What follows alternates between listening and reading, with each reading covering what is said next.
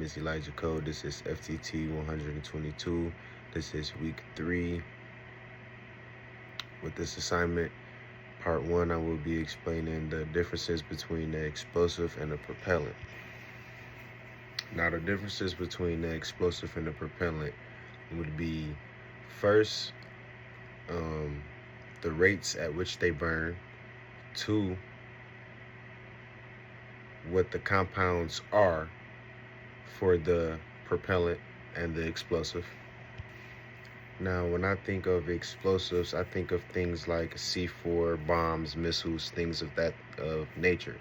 And those things create shock waves. And shock waves that move extremely fast, that move faster than the speed of light, that is supersonic speeds. So that is moving extremely fast. The speed of sound is 1,125 feet per second. Now, with explosives being highly supercharged with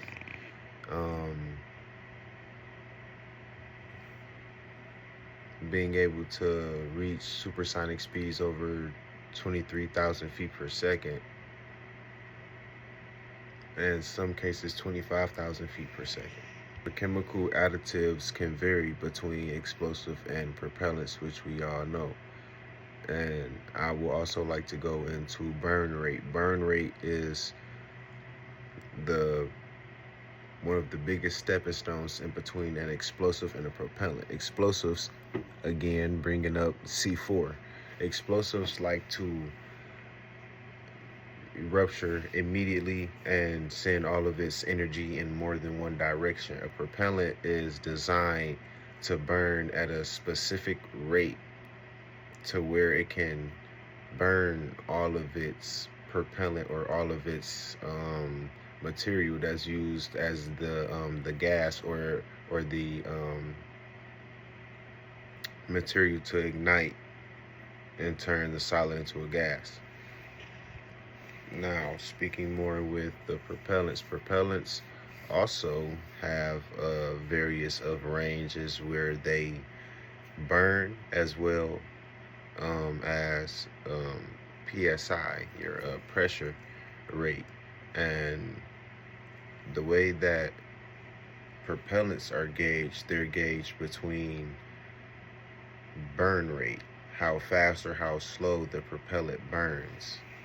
And depending on how fast or how slow a propellant burns, depending on the application for your load of the round that you are producing, certain propellants will work better with different grain weights. Also, with propellants, you have different type of propellants. You have single-based propellants as well as you have double-based propellants. Double-based propellants utilizes more than one explosive compound within its makeup or its formula, as well as the double-based propellants tend to burn faster than single-based propellants. We also have different additives that can be put within the propellants to coach or train the propellant to burn a certain way as well. I think the firearm industry should continue to work to find new propellants. The reason why I think they should, because I think that we can find a propellant that is more friendly to the body while still getting the PSI pressures or the distances between the targets that we want to hit, whether we want to shoot out to a mile or anything within a mile.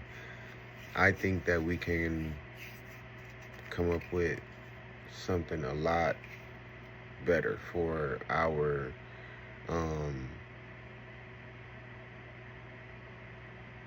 how do I want to say this? For our health, period.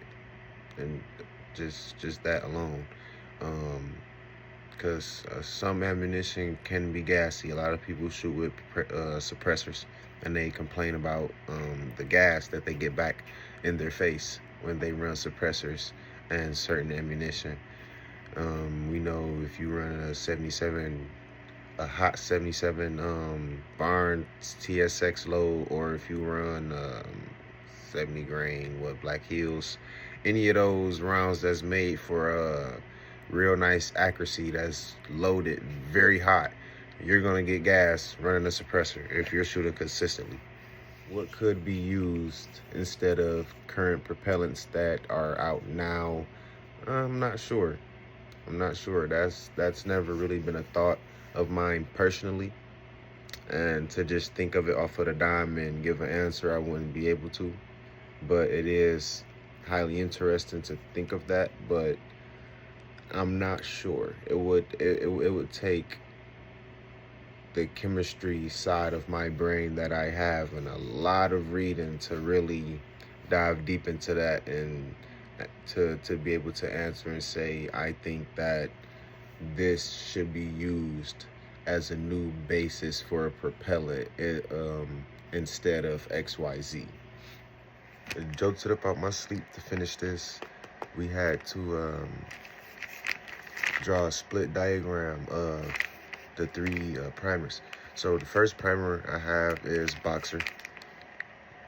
It was hard for me to do this last night because when I was sleepy too, your brain don't work well when you're sleepy. All right, so we have the Boxer primer first. I wish I had my iPad so I could do this. So we have our Boxer primer, we have our cup, we have our anvil here, we have our single flash hole in the middle here, we have our paper foil line, and then down here, this is where the mixture will be. On Burden or Burdan, whichever you pronounce it, Burden or Burdan, however you pronounce it, we still have our cup, we have our mixture, and then we have our paper foil line. But we don't have an anvil with this one.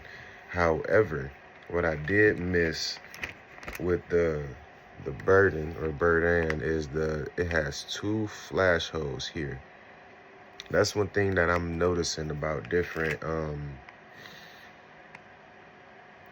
primers or primer pockets or flash holes, is that I didn't know that there were different type of flash holes. There were either one or two, and then we have one more. Okay, so I figured I was going to have a hard time with this last primer, and it is the cup primer.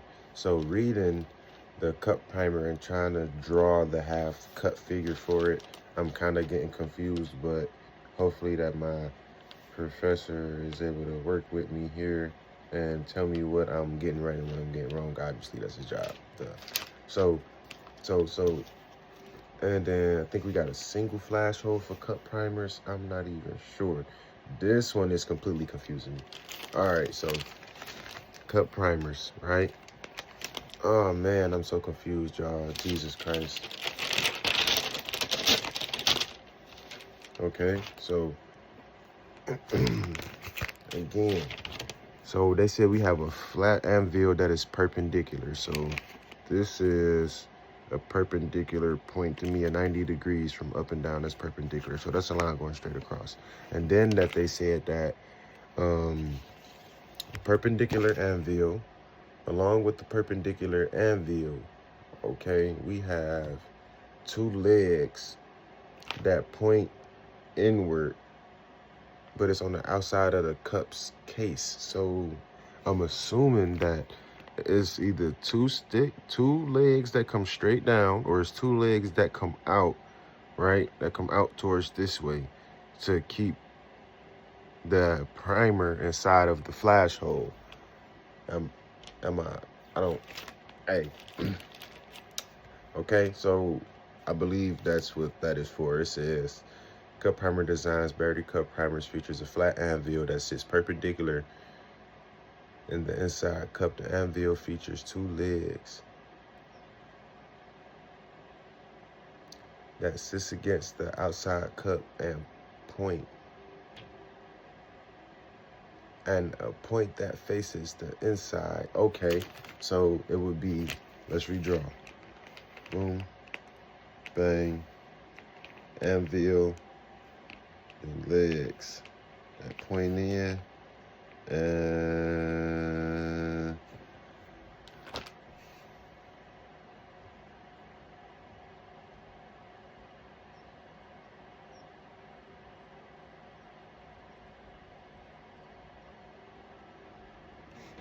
okay, so we have our cup on the outside, we have our perpendicular anvil, and then they said it has 2 legs on the inside that come down and then point inwards.